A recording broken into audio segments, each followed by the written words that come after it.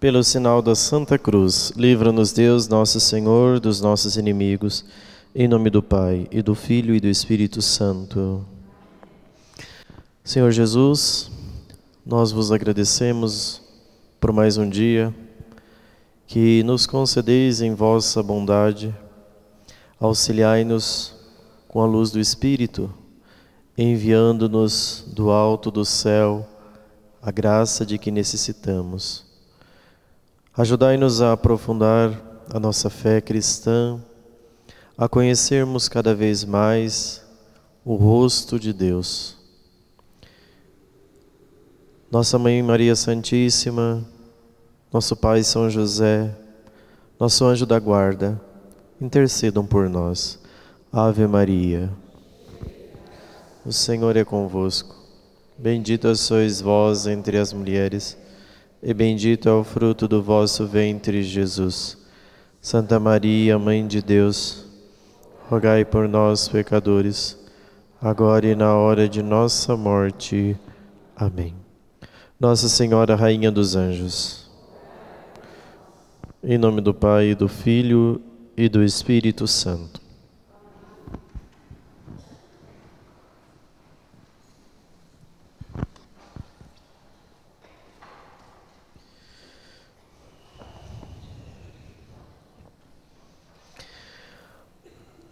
Então vamos continuar o nosso estudo referente ao Catecismo da Igreja Católica. Estamos falando dos 10 mandamentos e hoje nós vamos estudar o segundo mandamento da Lei de Deus. Estão faltando apenas 2, uma vez que nós estamos seguindo os mandamentos na ordem decrescente. O segundo mandamento da Lei de Deus, ele nos coloca a necessidade de não pronunciar o nome de Deus em vão. Conforme nós podemos tomar o catecismo, está no marginal 2142. O segundo mandamento, o artigo 2º. Não pronunciarás o nome do Senhor teu Deus em vão, conforme Êxodo 20, versículo 7. Mateus capítulo 5, versículo 33 a 34. Foi dito aos antigos: não perjurarás. Eu, porém, vos digo: não jureis em hipótese alguma. Então, esses são os 2 textos que são a referência em relação ao segundo mandamento. Aí o catecismo vai começar a falar do que se trata o segundo mandamento. O fato de não pronunciar o nome de Deus em vão. Então, vamos recordar o seguinte. Os 3 primeiros mandamentos, eles estão na primeira tábua dos 10 mandamentos e são os mandamentos que dizem respeito à nossa relação para com Deus. Do 4º ao 10º, nossa relação para com o próximo.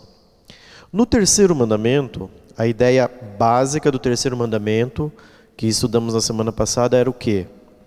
A obrigação que todo fiel tem de ter vida espiritual.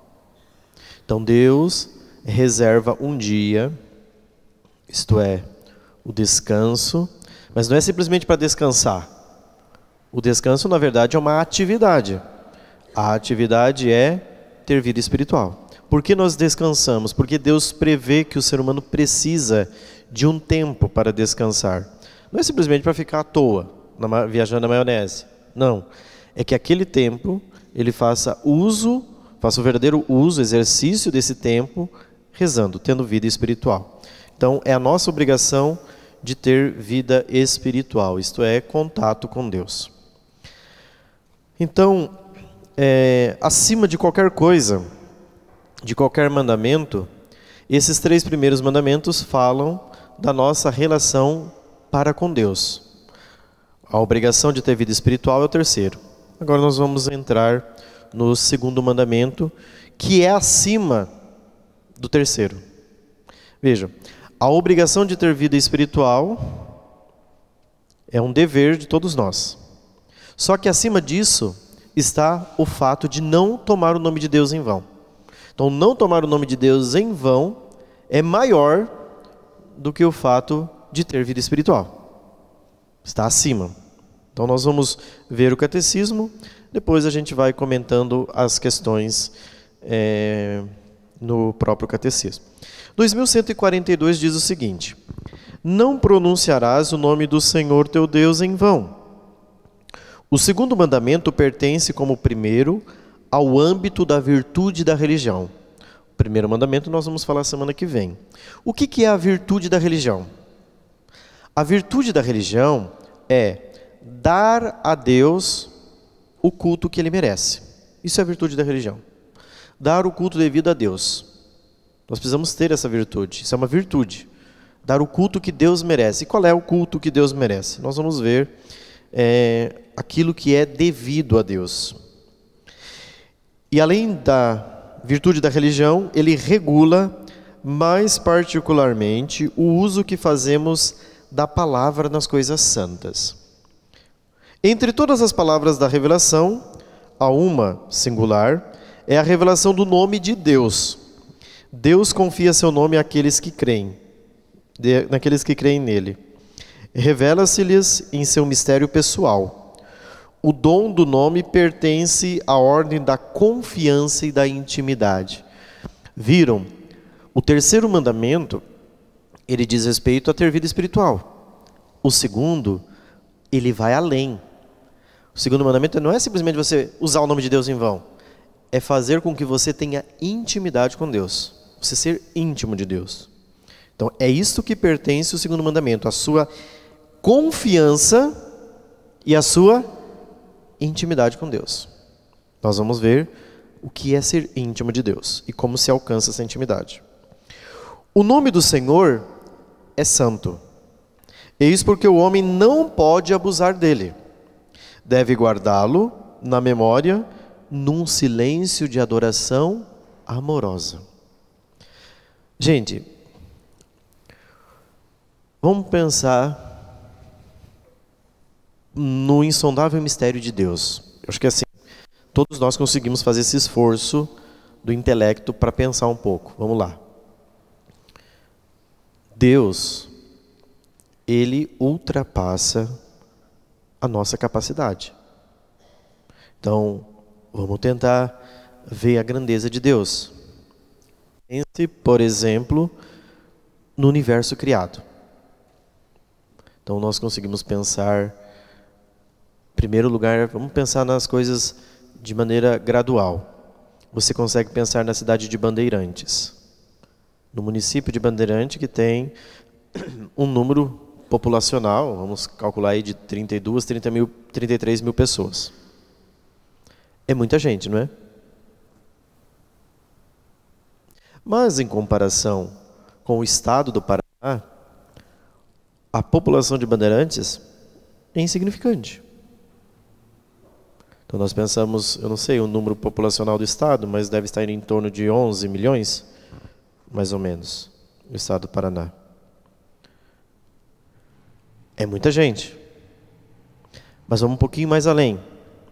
Vamos pensar em termos da nossa nação brasileira. Calcula-se mais ou menos de 212 milhões de habitantes no Brasil. É muita gente.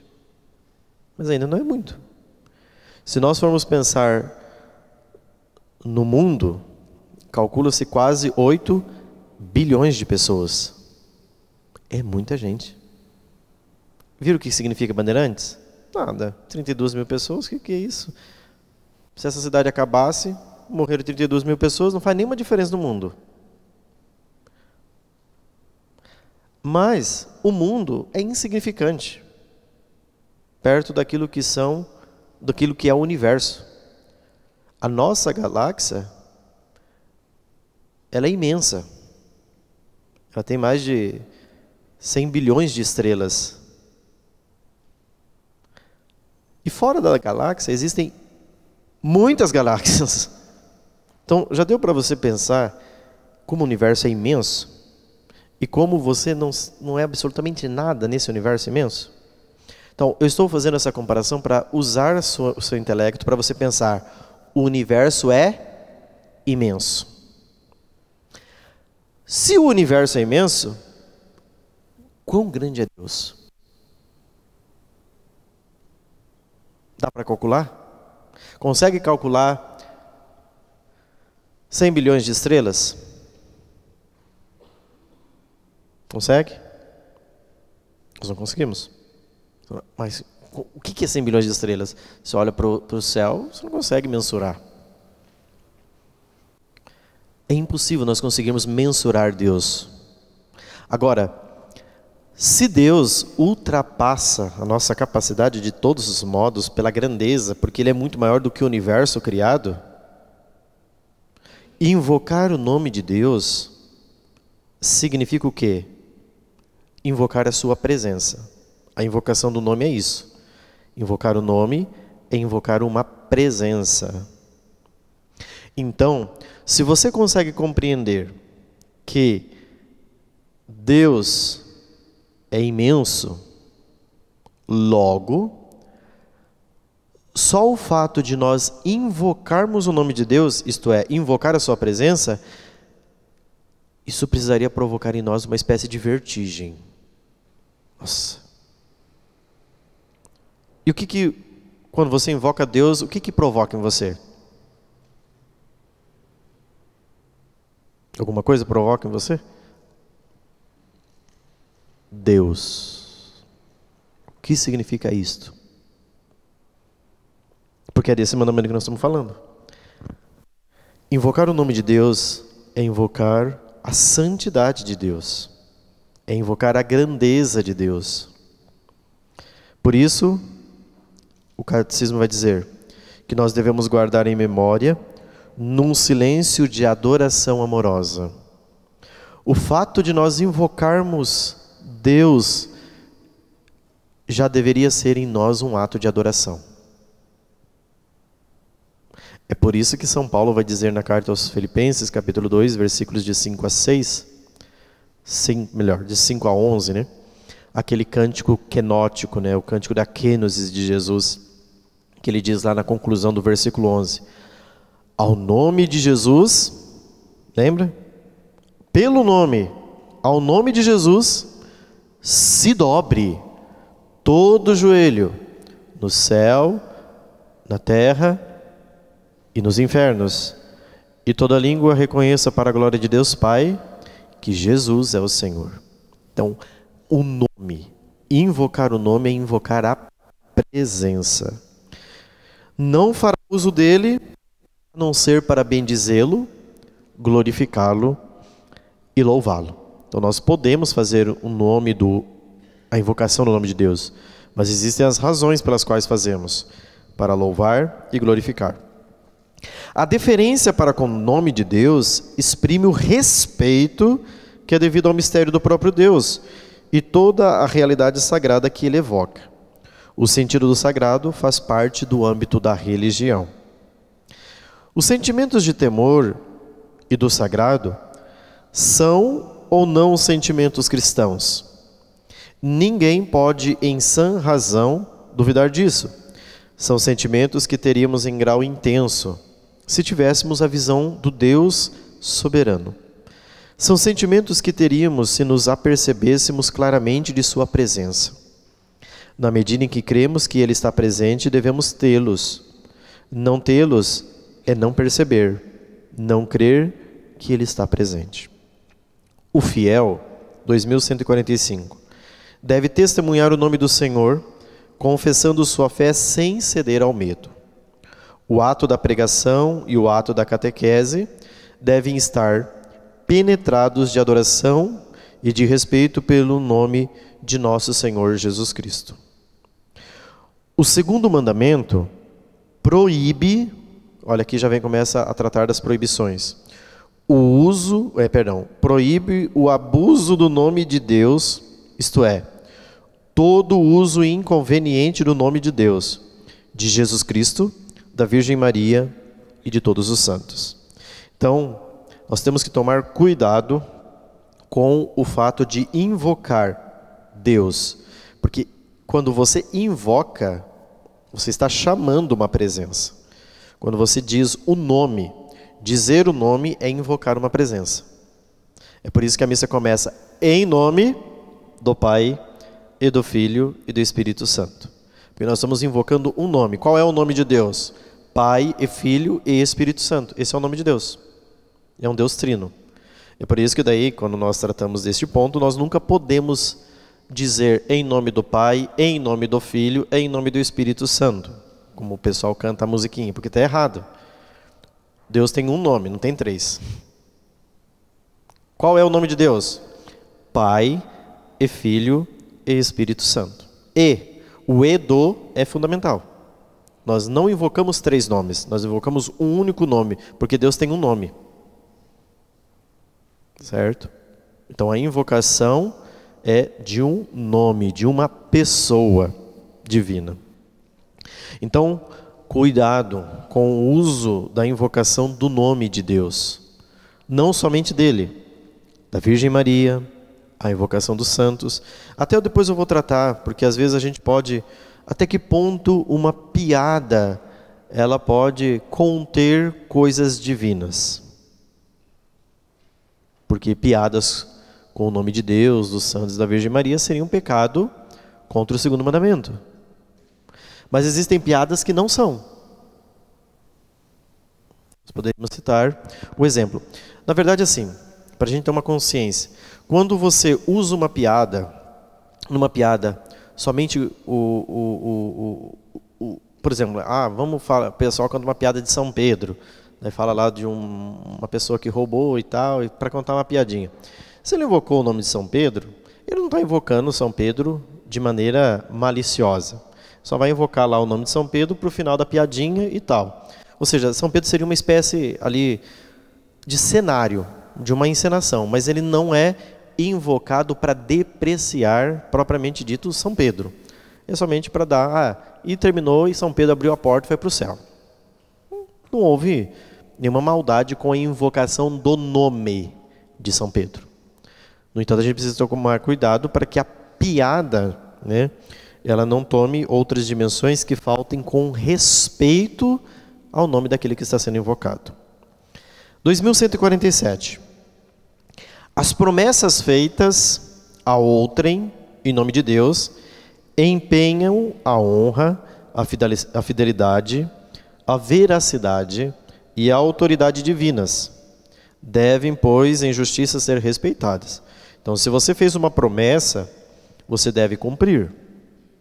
E se essa promessa foi feita em nome de Deus, mais ainda. Porque você invocou Deus. Ser-lhes infiel é abusar do nome de Deus e, de certo modo, fazer de Deus um mentiroso. Então, você está invocando Deus para uma mentira. E Deus é a verdade. Então, se você fez uma promessa, invocando o nome de Deus, você deve cumpri-la. 2148. A blasfêmia opõe-se diretamente ao segundo mandamento. O que é uma blasfêmia? O catecismo explica. Consiste em proferir contra Deus, interior ou exteriormente, então não é somente exteriormente, para você cometer uma blasfêmia. Você pode cometê-la dentro de você. Palavras de ódio, de ofensa, de desafio em falar mal de Deus. Faltar-lhe deliberadamente com o respeito ao abusar do nome de Deus. São Tiago reprova os que blasfemam contra o nome sublime de Jesus, que foi invocado sobre eles. A proibição da blasfêmia se estende às palavras contra a Igreja de Cristo, os santos, as coisas sagradas. É também blasfemo recorrer ao nome de Deus para encobrir práticas criminosas, reduzir povos à servidão, torturar ou matar. O abuso do nome de Deus para cometer um crime provoca a rejeição da religião. Então, isso daqui é a blasfêmia, você usar o nome de Deus, recorrer, mesmo que interiormente ou exteriormente, para ofender, para fazer até um desafio com Deus. As pessoas fazem isso, né? Então, aqui você peca diretamente contra o segundo mandamento da lei de Deus. A blasfêmia é contrária ao respeito devido a Deus e o seu santo nome. é em si um pecado grave. Então, 2149. As pragas que fazem intervir o nome de Deus sem intenção de blasfêmia são uma falta de respeito para com o Senhor. O segundo mandamento proíbe também o uso mágico do nome divino. Então, invocar o nome de Deus de maneira mágica. Aí vem o segundo ponto. O nome do Senhor pronunciado em vão. Como nós podemos pronunciar esse nome em vão? O catecismo continua com isso. O segundo mandamento proíbe o juramento falso. Fazer juramento ou jurar é invocar a Deus como testemunho do que se afirma. Nós podemos jurar? Podemos. Não há problema algum em jurar. Desde que o seu testemunho seja em nome da verdade. Você esteja dizendo a verdade. Agora, se você jurar, invocando Deus como testemunha, e estiver mentindo, isso é um pecado grave. Por exemplo, nas causas de nulidade matrimonial, processo de nulidade matrimonial, o que acontece? Os juízes que elaboram o processo, eles precisam dos autos do processo, ou seja, tudo aquilo que transcorreu dentro do processo para chegar a uma certeza, para declarar uma sentença. Então, olha, aquele casal se casou, casaram naquela ocasião porque ela engravidou, o pai tirou uma arma, falou que ia ali dar um tiro se ele não fosse homem de assumir a prole. Então o bicho ficou com medo, casou com a coitadinha lá. Casaram, 15 dias depois, o pau torou, não deu certo, separaram. Passados alguns anos, ela encontra-se com um infeliz, ele também. Ambos querem casar na igreja, querem voltar à vida sacramental, mas estão impedidos por quê? Porque estão casados. No entanto, pelas considerações que se observa, ali no casamento, vê-se que existe uma dúvida. Será que houve sacramento? Porque para acontecer um sacramento, sobretudo o sacramento do matrimônio, é preciso que as partes queiram, seja os dois, e que eles estejam dotados de liberdade e vontade. Senão não tem sacramento. Mas aí ela resolve ingressar com um processo no tribunal eclesiástico para verificar se existe a possibilidade de uma nulidade matrimonial. Faz-se todo o processo, ela entra, apresenta as testemunhas são chamadas para serem ouvidas. No dia que as testemunhas são chamadas para serem ouvidas e as partes, nós vamos colher os depoimentos. Mas aí você fica, se o carinha criou uma situação, criou uma história na cabeça dele, contou para as testemunhas e todos vêm aqui para dar a nulidade matrimonial. Aí você cata eles na curva. De que modo? No dia do depoimento, eles são colocados na sala. Você pergunta se são católicos? Sim. Então agora coloca a mão direita sobre a Bíblia e faça o juramento. Juro dizer a verdade nas minhas declarações e naquilo que for perguntado, guardando o sigilo de tudo. Assim Deus me ajude, em nome do Pai, do Filho e do Espírito Santo. Amém. Se ele mentir, o problema é dele, pecado grave. Eu vou fazer as perguntas do depoimento, vou constatar os fatos, vai ser levado aos juízes que vão emanar uma sentença no final. Se os juízes emanarem uma sentença injusta, ou seja, uma sentença errada, pelo fato de que todos mentiram, o prejuízo é de quem mentiu. Os juízes precisam chegar a uma certeza moral. A certeza moral se chega através dos autos, ponto. Eu não sei se a pessoa está dizendo a verdade. Eu presumo que ela esteja dizendo a verdade, porque uma vez que ela fez um juramento em nome de Deus, e ela invocou o nome santíssimo de Deus, se ela estiver mentindo, aí o pecado é dela. Entendeu? Então, existem possibilidades de se jurar sim em nome de Deus, desde que você faça isso em nome da verdade. Eu juro em nome de Deus. Agora, se você jurar em nome de Deus e aquilo for uma mentira, você cometeu um pecado grave. Porque você está invocando o nome de Deus para uma mentira. E Deus não é mentira. O pai da mentira é Satanás. Entenderam? Então, fazer juramento ou jurar é invocar a Deus como testemunho do que se afirma. é invocar a veracidade divina como garantia da nossa própria veracidade. O juramento empenha o nome do Senhor. É ao Senhor teu Deus que temerás, a Ele servirás e pelo seu nome jurarás. Abster-se de jurar falsamente é um dever para com Deus. Como Criador e Senhor, Deus é a regra de toda a verdade. A palavra humana está de acordo com Deus ou em oposição a Ele, que é a própria verdade. Quando é verídico e legítimo, o juramento põe à luz a relação da palavra humana com a verdade de Deus. O juramento falso invoca Deus para ser testemunha de uma mentira. Aqui que está o pecado. Você vai invocar Deus para afirmar uma mentira. É muito engraçado, gente, porque quando a gente chega lá para o depoimento, as pessoas estão muito à vontade, assim, e quando você coloca a Bíblia e pede para que ela jure em nome de Deus e aquilo que ela vai dizer tem que ser em nome da verdade, as pessoas mudam completamente. Uma vez, eu estava realizando um processo de uma investigação prévia, tribunal, e aí eu cheguei na paróquia, encontrei-me com a pessoa que eu tinha chamado e eu já a conhecia há algum tempo. Daí eu comecei e falei, então, nós estamos tratando sobre esse determinado fato, papá, na investigação. Não vou entrar em específico, quero a situação. Daí ele falou, então, não sei de nada sobre esse fato, tal. Eu falei, tá. Falei, mas vamos entrar ali então e vamos só fazer a ata e assinar a ata e pronto. Aí eu fiz a abertura da ata, comecei e falei, então, olha, antes de tudo você precisa colocar aqui e jurar diante de Deus que você não sabe de nada mesmo. E vamos prosseguir, depois você só assinar a ata. Eu falei, não, mas se for assim, eu preciso dizer a verdade. Eu falei, então você sabe de alguma coisa? Eu falei assim, sim, eu sei. Agora colocando a mão em cima da Bíblia.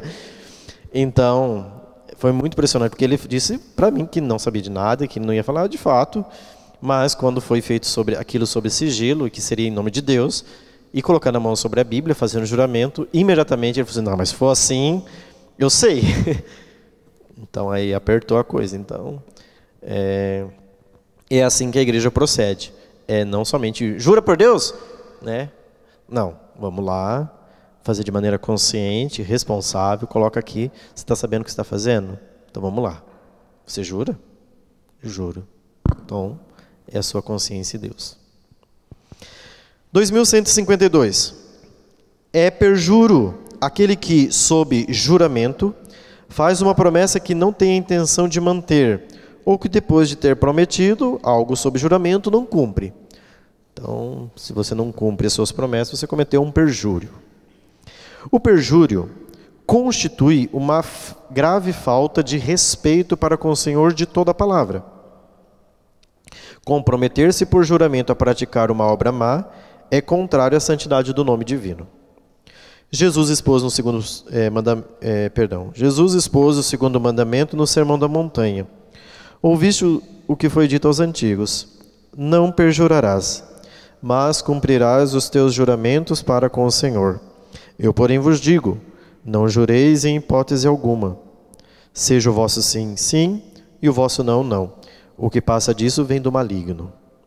Jesus ensina que todo juramento implica uma referência a Deus e que a presença de Deus e de sua verdade deve ser honrada em toda a palavra. A discrição em recorrer a Deus na linguagem caminha de mãos dadas com a atenção respeitosa à sua presença, testemunhada ou desprezada em cada uma de suas afirmações. Seguindo São Paulo, a tradição da igreja entendeu que as palavras de Jesus não se opõem ao juramento quando é feito por uma causa grave e justa. Por exemplo, perante um tribunal. O juramento, isto é, a invocação do nome de Deus como testemunho da verdade, não se pode fazer a não ser na verdade, no discernimento e na justiça. Então, você pode jurar por Deus, mas existem critérios. Isso deve ser feito na verdade, com discernimento e na justiça. Se você fizer, não é pecado grave jurar em nome de Deus. 2155. A santidade do nome divino exige que não se recorra a ele para as coisas fúteis e não se preste juramento em circunstâncias suscetíveis de interpretá-lo como uma aprovação do poder que o exigisse injustamente. Então, não é para tudo que você vai ficar invocando o nome de Deus. Você vai invocar, através do juramento, na real necessidade. Quando o juramento é exigido por autoridades civis ilegítimas, pode-se recusá-lo. Deve ser recusado quando é pedido para fins contrários à dignidade das pessoas ou à comunhão da igreja. E aí o catecismo trata o terceiro ponto, que é o nome do cristão.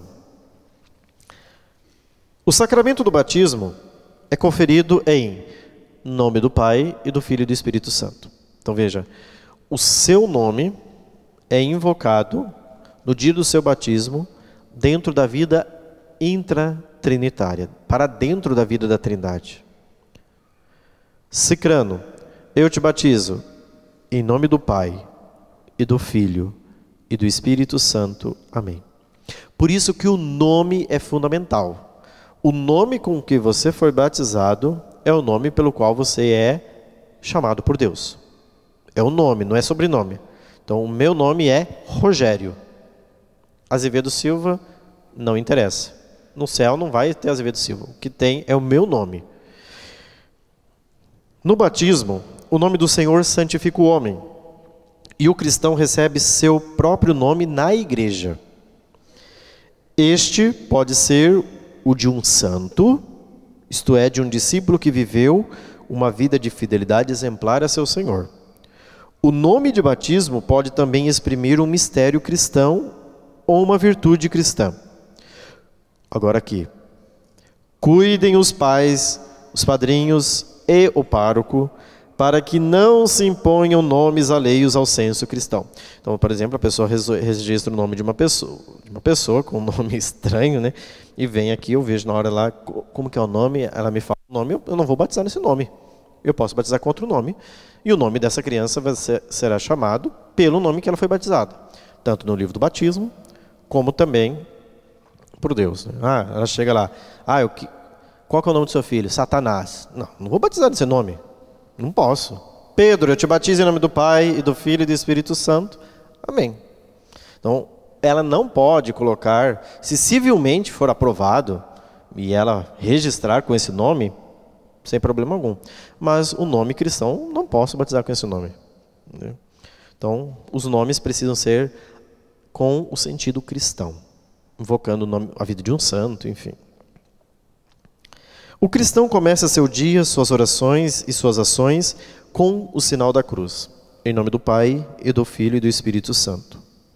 O batizado dedica a jornada à glória de Deus e invoca a graça do Salvador, que lhe possibilita agir no Espírito como filho do Pai. O sinal da cruz nos fortifica nas tentações e nas dificuldades. Por isso que eu coloquei nas portas da igreja as pias batismais, assim chamadas, né? Para que a gente, ao entrar na igreja, molhe nosso dedinho e faça o sinal da cruz. É justamente isso, porque o sinal da cruz nos fortifica nas tentações e nas dificuldades, mas acima de tudo, porque a água benta é um sacramental. Sendo ele um sacramental, então, qual é a finalidade desse sacramental? Ser uma luz para um sacramento. Qual é o sacramento? O batismo. Então você está fazendo duas coisas, recordando da graça do batismo e lembrando que você foi batizado na vida da Trindade, ou seja, no nome do Pai e do Filho e do Espírito Santo. Então por isso, sempre que a gente puder utilizar este sacramental ao entrar na igreja, para que o Senhor nos afaste das tentações, das dispersões que nós trazemos do mundo, as agitações do coração, das nossas paixões. Senhor, acalma o meu coração para que eu possa entrar neste espaço sagrado, colocar o meu coração diante da tua presença, invocar o vosso santíssimo nome com mais zelo, piedade, veneração, respeito, piedade, enfim. Um ponto que nós vamos tratar lá na frente, eu citei aqui, né, a água benta, ela é um sacramental, né? Nós temos muitos sacramentais na igreja. Então nós precisamos fazer uma diferença às vezes. Quando eu falo sacramentais, eu não estou falando de sacramentos. Sacramentos são 7. Sacramentais são vários. Sacramentos, quem instituiu? Cristo. Sacramentais, quem instituiu? A igreja. Então, os sacramentos, a ação da graça, a operação da graça, se faz ex opere operato. Ou seja, pela força do próprio sacramento. Os sacramentais, a força e a eficácia é ex opere operantes. Isto significa que depende da dignidade do ministro. Exemplo, sacerdote que celebra a missa em pecado grave, consagrou a Eucaristia, tem sacramento da Eucaristia? Se ele estiver em pecado grave?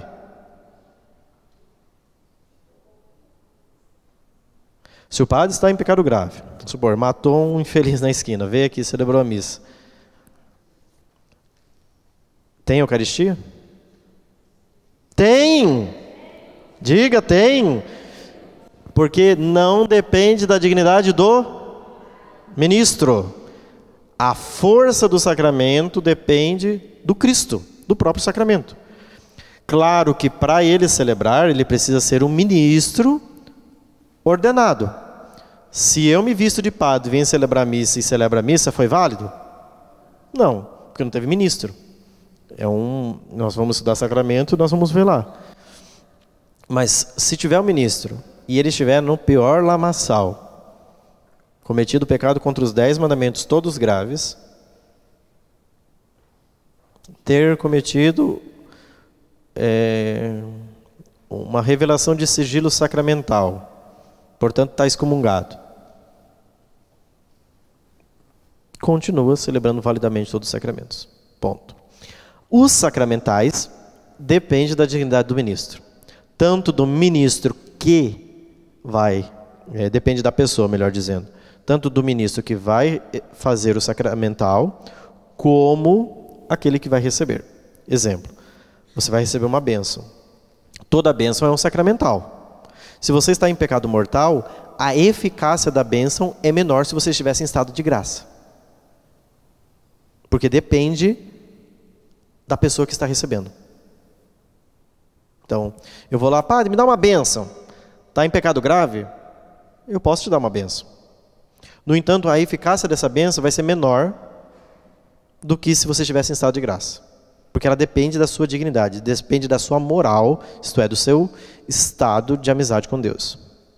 Mas nós vamos ver isso lá na frente. Por que eu citei isso? Por causa da água benta. Porque quando a gente entrar na água benta, nós vamos tratar de um problema seríssimo. Seríssimo. Que vai chocar multidões, né? Que é a respeito de água benta na beira do rádio. Eu vou colocar para o padre Reginaldo abençoar minha água. Vale ou não vale? Vamos deixar para um capítulo posterior, tá? Mas vocês vão ficar decepcionados. Certo? E aí eu vou explicar os fundamentos de tudo, o que é uma bênção invocativa, uma bênção constitutiva. Existem bênçãos dentro do sacramento que constituem elementos. Ponto. Existem bênçãos que invocam a proteção divina. As bênçãos desse aqui, tranquilas. As bênçãos dessa daqui precisa de uma coisa. A água benta é uma bênção constitutiva. Você vai constituir um elemento água benta. Para você constituir esse elemento, você precisa estar na presença física. Certo? Mas aí eu vou mostrar também isso lá na frente, fiquem tranquilos, para vocês não dizerem por aí que foi eu que inventei isso aqui, né? Na verdade, o que estão fazendo por aí é o que o povo inventou, né? É uma deficiência na formação, talvez, teológica, porque não tem como você abençoar uma água pelo rádio, nem pela TV. Eu vou colocar um copinho de água lá para abençoar. Não é benta. Infelizmente não é. Porque você vai constituir um elemento. Para você constituir aquele elemento, você precisa estar na presença. Isso faz parte das bênçãos constitutivas, tá? Mas fiquem tranquilos, tragam água para o padre abençoar, o diácono também pode fazê-lo, então é melhor. Tá? Se quiser deixar lá no rádio também, pode deixar, mas ela não vai ter a eficácia e a graça que se necessita, tá bom? O nome recebido é um nome eterno. No reino, o caráter misterioso e único de cada pessoa, marcada com o nome de Deus, resplandecerá em plena luz. Ao vencedor darei uma pedrinha branca na qual está escrito um nome novo, que ninguém conhece, exceto aquele que recebe. Tive essa visão. Eis que o Cordeiro estava de pé sobre o monte Sião, com os 144.000 que traziam escrito sobre a fronte o nome dele e o nome de seu Pai. Então, o nome que nós recebemos no dia do batismo é um nome eterno. Com este nome eu entrarei no céu e o meu nome estará escrito no livro da vida, conforme Apocalipse de São João. É com aquele nome, o nome, não o sobrenome, tá?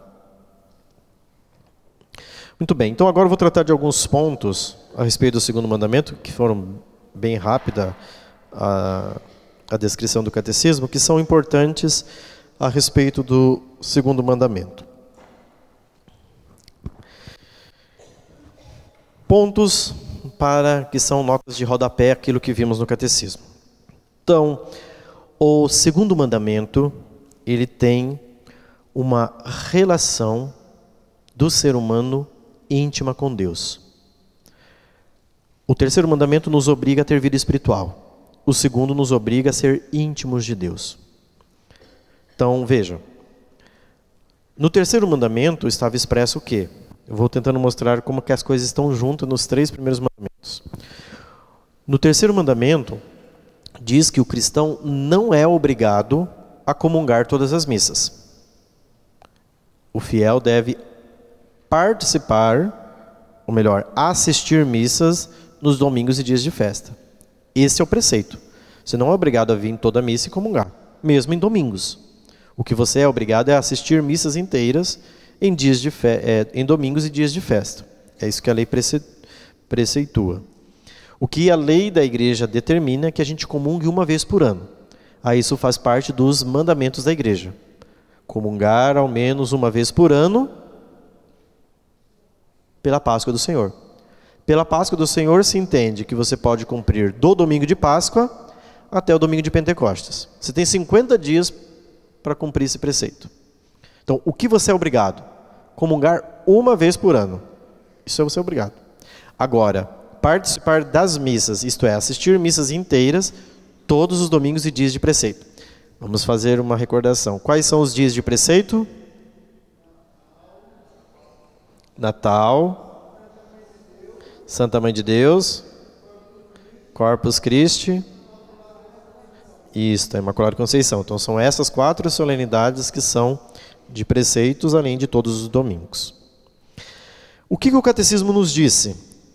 Que o nome de Deus não pode ser invocado de maneira leviana.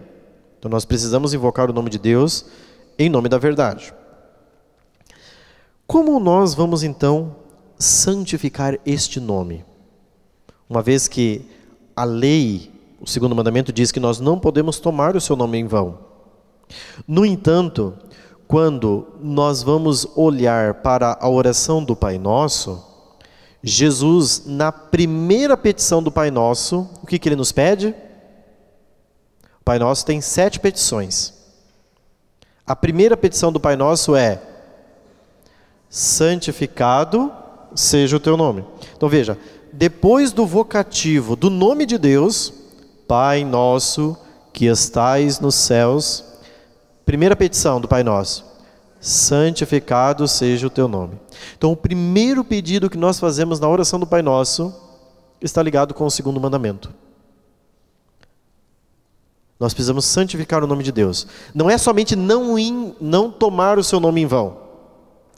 O não tomar o seu nome em vão é uma condição importante, mas não basta isso. Jesus pede que não somente não tome o nome de Deus em vão, mas que você santifique o nome de Deus. Eita, agora ficou difícil. Por quê? Porque como que nós vamos santificar o nome de Deus? Espiritualmente falando. O catecismo não nos falou a respeito disso. Por quê? Porque o catecismo não pretende esmiuçar tudo. Mas Santo Tomás, fazendo um comentário à oração do Pai Nosso, ele olha o Pai Nosso da mesma forma como ele vê os 10 mandamentos, de forma decrescente. A primeira petição é a mais importante. Santificar o nome de Deus é a coisa mais importante da oração do Pai Nosso. Os outros pedidos vêm após. Mas o que é santificar o nome de Deus? Santificar o nome de Deus é, diz Santo Tomás, é observar aquilo que está no capítulo 17 do Evangelho de São João, quando Jesus faz a oração sacerdotal. Na oração sacerdotal, que Jesus está próximo da sua morte, ele faz uma oração dizendo o seguinte: Pai, manifestei o teu nome a eles. Ponto. Isso aqui passa despercebido por todo mundo.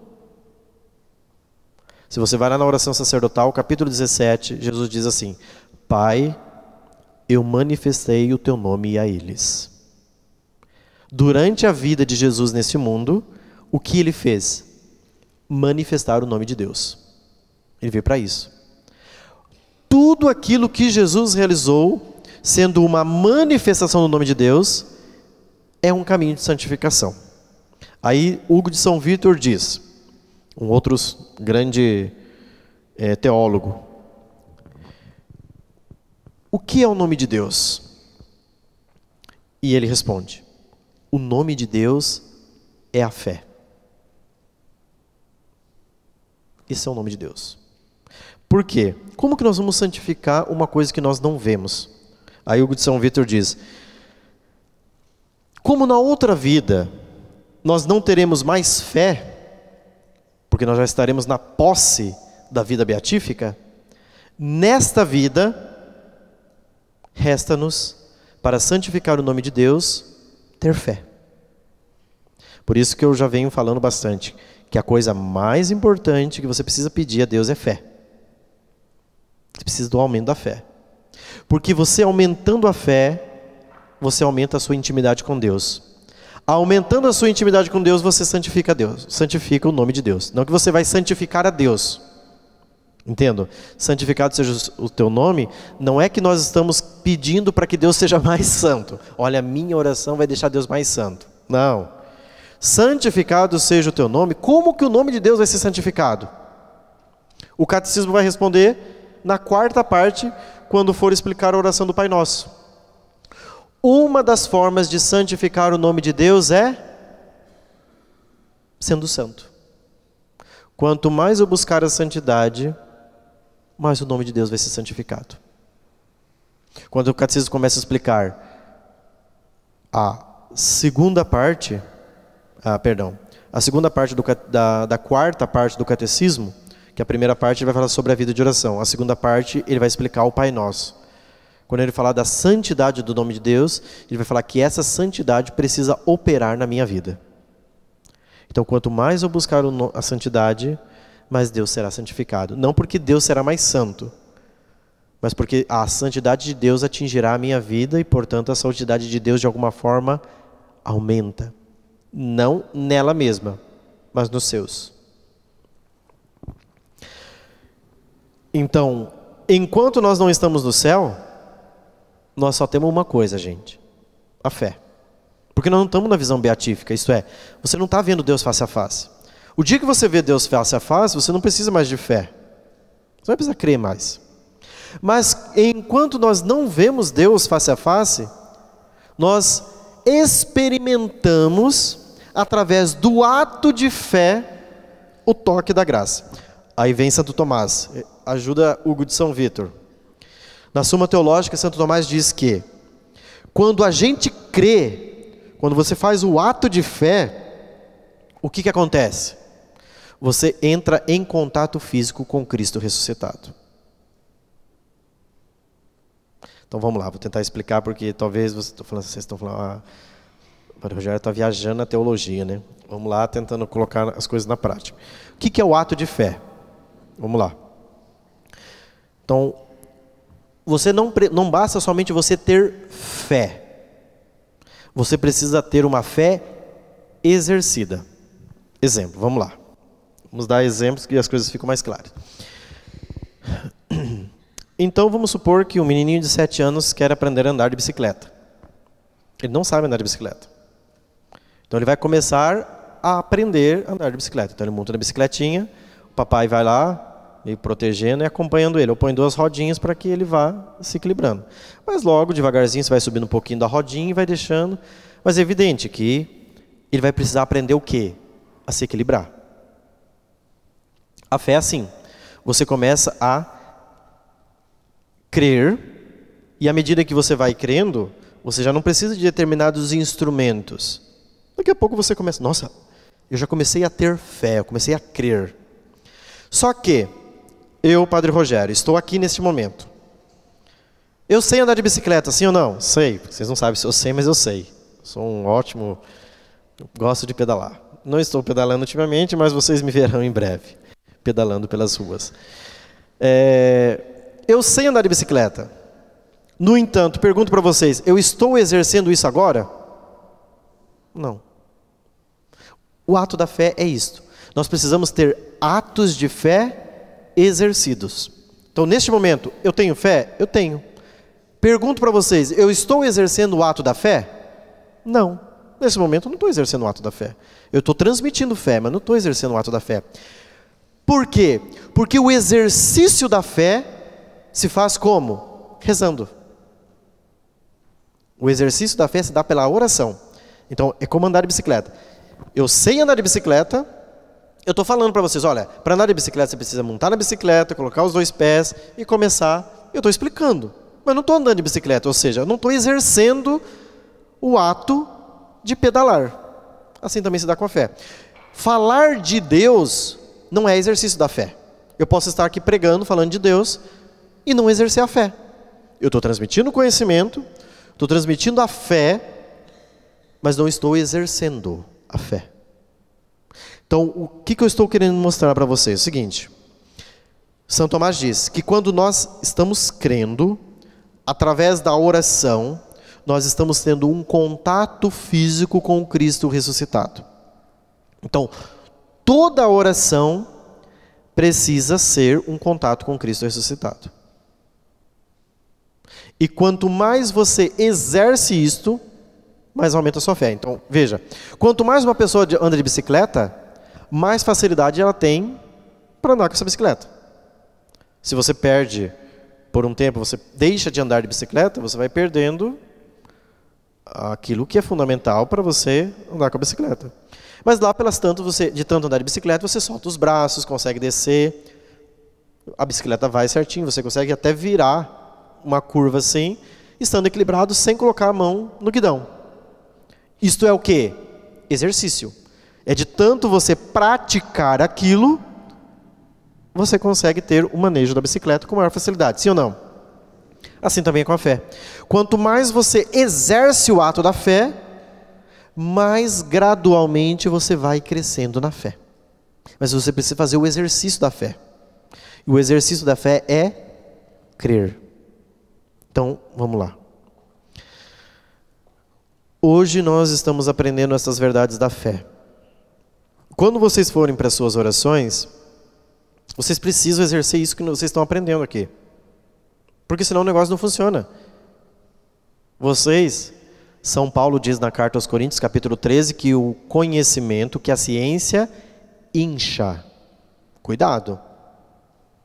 Conhecimento por conhecimento só causa inchaço. E inchaço é sinal de saúde boa?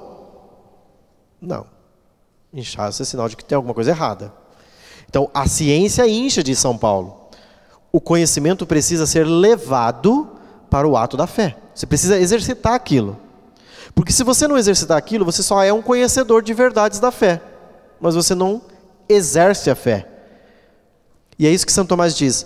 No segundo mandamento da lei de Deus, quando fala em santificar o nome de Deus, está dizendo que nós vamos ter que praticar esse ato do exercício da fé sendo mais íntimos de Deus. Como fazer esse negócio? Existe um caminho. Como permanecer para santificar o nome de Deus? Alguém consegue imaginar o que precisa fazer? Claro, rezar. Mas como? Como que você vai ser mais íntimo de Jesus?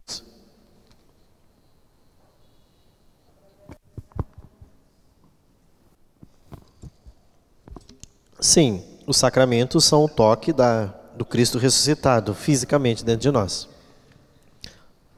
Mas tem um outro caminho. Isso, mas como você adquire essa intimidade? Através da meditação. Segundo grau de oração. É uma oração, mas é através da meditação. Quanto mais você meditar as Escrituras, mais você vai conseguir alcançar a intimidade com Deus. E isso se faz através do ato da fé. Então, eu vou mais adiante falar sobre a oração e vou explicar o que é meditação, porque as pessoas não sabem o que é meditação, em geral. Quando nós entrarmos na meditação, você vai entender esta aula, essa parte da aula de hoje, que nós estamos falando da santidade do nome de Deus. O que é fazer meditação? Porque as pessoas, em geral, pensam que meditação é... meditação cristã é você parar... Lembra que eu até comentei numa das aulas passadas? E ficar pensando num ponto de Deus. Mas, gente, isso é muito chato. Por exemplo, eu vou pensar na santidade de Deus. Pensa aí. Tá, mas eu vou ficar fazendo isso daqui 30 minutos, por exemplo? Como que se faz meditação? Porque assim, a gente acha que é pegar uma coisa, pensar sobre aquilo e ficar pensando sobre aquilo. Não é isso meditação. A meditação é um contato, como diz Santo Tomás, um toque físico do Cristo ressuscitado na minha alma. Como que eu vou fazer isto? Eu tenho procurado insistir com vocês uma coisa, antes de ensinar a meditação, que vocês comunguem bem. Procure comungar sempre em estado de graça. Procure, ao comungar, voltar para o banco e ficar com Jesus no íntimo do seu coração. Porque a meditação é um toque do Cristo ressuscitado na minha alma. Mas a comunhão é muito maior do que o toque físico na minha alma da meditação. Porque eu tenho um Cristo fisicamente me tocando ali. Então, naquele contato físico, olha, você tem que pensar, eu acabei de tomar a comunhão. Jesus está dentro de mim. Se Jesus está dentro de mim, o pulsar do meu coração é o pulsar do coração de Cristo. As veias que correm, o sangue que corre nas minhas veias, é o sangue de Cristo. Então eu estou íntimo de Cristo. Senhor, eu vos amo. Dá-me a graça da fé. Faça que eu entre em comunhão convosco. Eu quero, através dessa palavra proclamada nessa liturgia, ter mais intimidade convosco. Você pode tomar um ponto da homilia ou do próprio evangelho, do salmo que te chamou a atenção. Jesus, eu estou aqui convosco. Eu creio que vós estáis aqui. Vós estáis habitando no íntimo de minha alma. Ou diga para Jesus, Senhor, eu não creio que o Senhor está aqui, porque eu não vos vejo. Talvez em vez de você ficar disfarçando, Jesus, eu sei que o Senhor está aqui. Eu te amo. Você não crê nesse negócio. Então diga para Jesus, Senhor, eu não creio. Eu não creio que o Senhor ainda está presente nessa Eucaristia. Me falta fundamentos da fé. Então dá-me o dom da fé. Eu quero crer que o Senhor está aqui. Entende? É esta oração que vai transformando e vai aumentando a nossa fé. Então, o crescimento orgânico da fé, gente, não é mágica. Eu já disse, certa feita, creio aqui, mas a comunhão não é uma descarga elétrica. Eu vou para a comunhão e agora Jesus vai descarregar uma subestação aqui. 134 mil quilowatts. Não vai ter isso. a ação do sacramento, a eficácia do sacramento, quando nós formos falar de sacramento, vocês vão entender como que um sacramento atinge a eficácia dentro de nós. Através do ato da fé. Quanto mais fé você tem na Eucaristia, mais você é transformado pela Eucaristia. Quer um exame de consciência? Veja. Há quanto tempo você comunga? Conta aí na tua vida. Eu comunguei, fiz primeira comunhão lá na década de 70. Muito bem, então já faz quase 50 anos. Desses 50 anos, o que você mudou para santificar o nome de Deus? Adquirir péssimos hábitos. Por que a Eucaristia não deu certo? A Eucaristia não deu certo, não porque o sacramento não seja frutuoso. É porque a eficácia do sacramento depende daquele que recebe. Ou seja, depende da fé. Lembra que eu até citei na homilia de Corpus Christi, um trechozinho, aqueles que vieram à missa de Corpus Christi, da sequência, que é um texto de Santo Tomás de Aquino, que dizia assim: dá-se ao bom, dá-se ao mal. Comunga pessoas que estão em estado de graça, comunga quem está em pecado grave. Dá-se ao bom, dá-se ao mal.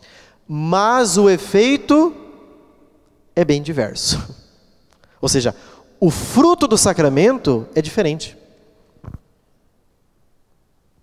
O fruto do sacramento depende da dignidade, isto é, do estado de graça, mas também depende da disposição interior com que você recebe o sacramento. Porque sacramento não é mágica, gente. Sacramento é um toque sobrenatural, onde Cristo vai transformando a alma e vai cristificando aquela alma. Este processo de cristificação depende do fiel. Quanto mais disposição... Não sei se vocês viram um vídeo que eu fiz da semana passada, quinta-feira, da preparação remota e preparação próxima. Aquilo é uma disposição. Ou seja, preparar-se de maneira próxima e remota para participar da Santa Missa. Se você chega na missa, sai da missa do mesmo jeito. Ou seja, foi um furacão que passou aqui. Agora, se você tem uma disposição interna, mesmo nas agitações externas, mas eu quero me encontrar com Cristo. Eu chego aqui, Jesus, olha, eu estou uma loucura aqui dentro. Parece um puteiro, né? Aqui está tudo muito confuso. Não sei o que pensar, penso em tudo, ouvi tudo. Mas olha, Jesus, eu quero me encontrar convosco. Tenta acalmar meu coração, porque eu não consigo. Eu pareço que sou um touro desgovernado. Sabe, quando o boi sai querendo pegar todo mundo, chifrar todo mundo, e é assim que eu estou. Se eu encontrar um, eu mando o chifre. Né? Ou eu mando o coice. Né? Tem os bois e tem as éguas, né? Os cavalos. Independente. Tá. Mas Jesus, acalma o meu coração, porque olha, tá demais. Então veja, você já tem uma disposição. Mesmo com tudo bagunçadinho aí dentro. Mesmo que tenha uma tempestade aí dentro. Mas tem uma disposição. Isso tem efeito. Agora, não, mas está tudo assim mesmo, eu vou desse jeito. O importante é eu ir. Não. Nesse caso, não precisa da sua disposição. Ou seja, eu quero. Em todos os milagres que Jesus sempre perguntava: se queres, eu te curo. Senhor, tu tens o poder de curar-me. Jesus pergunta: você quer? Sim, Senhor, eu quero. Então, está curado. Ou seja, a fé. O ato da intimidade com Deus é o ato da fé. O nome de Deus, diz Hugo de São Vítor, é a fé. Quanto mais você crê, mais você entra na intimidade com Deus. Quanto você mais entra na intimidade com Deus, mais você santifica o nome de Deus. Portanto, você não comete pecados contra o segundo mandamento. Certo? Então a meditação nós vamos tratar num capítulo à parte, quando formos falar mais propriamente da vida de oração, que é um tema lá na frente.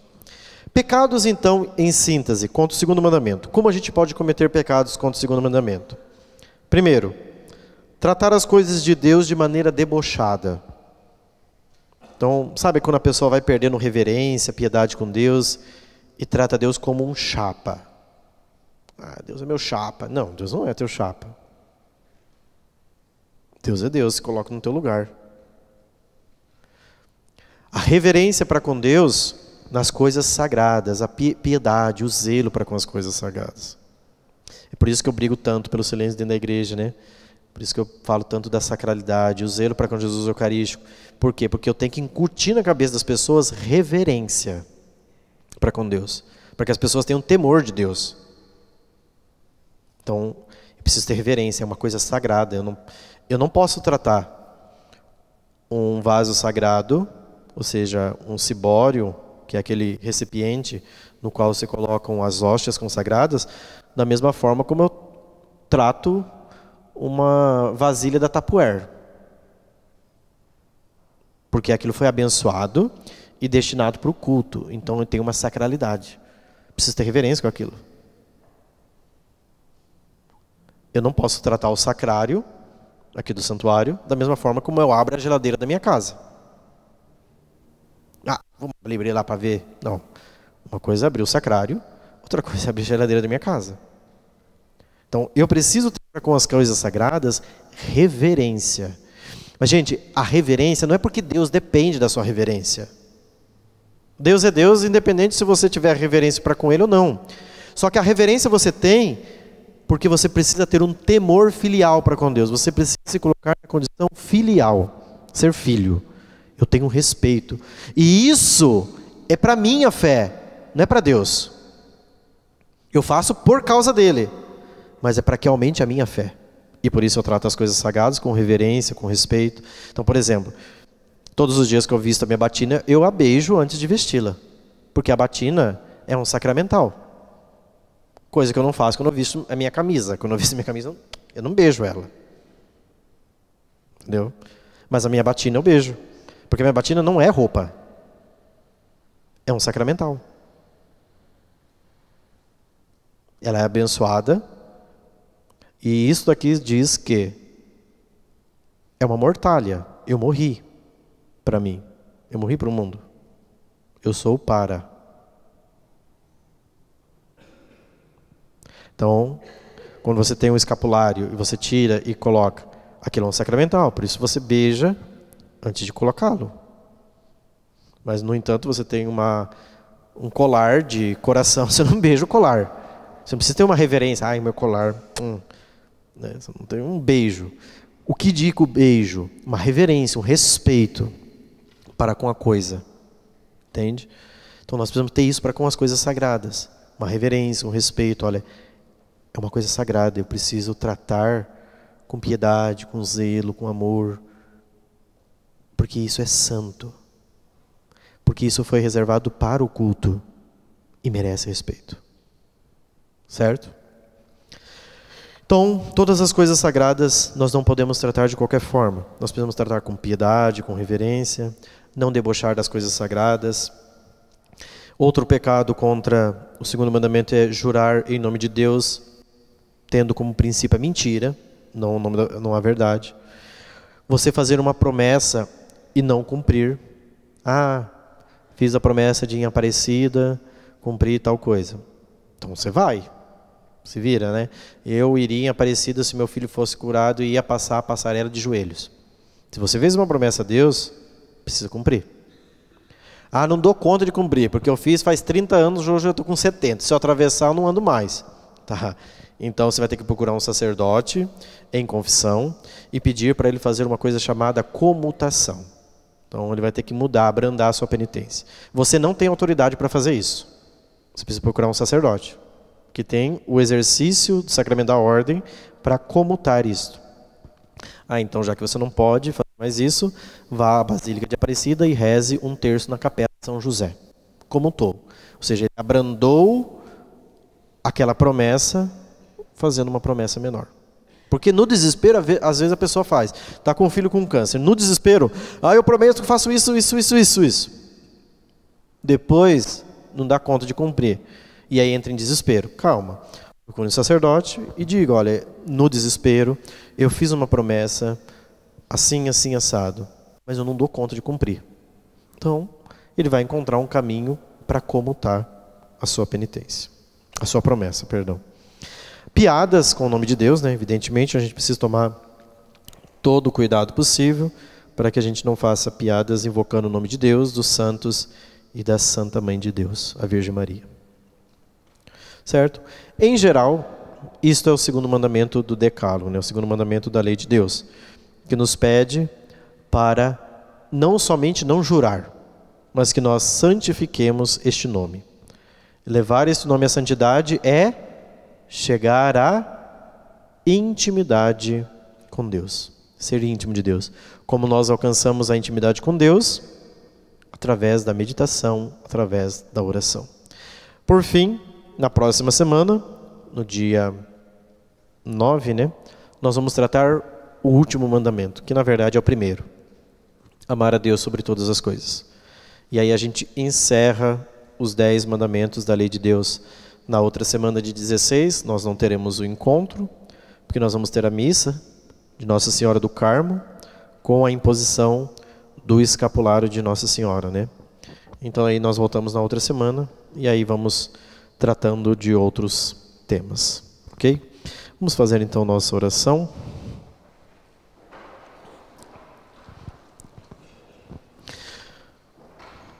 Santíssima Virgem Maria, vós que sois a sede da sabedoria, acolhei a nossa oração, acolhei o nosso clamor, acolhei essa noite de estudos, de aprofundamento da nossa fé.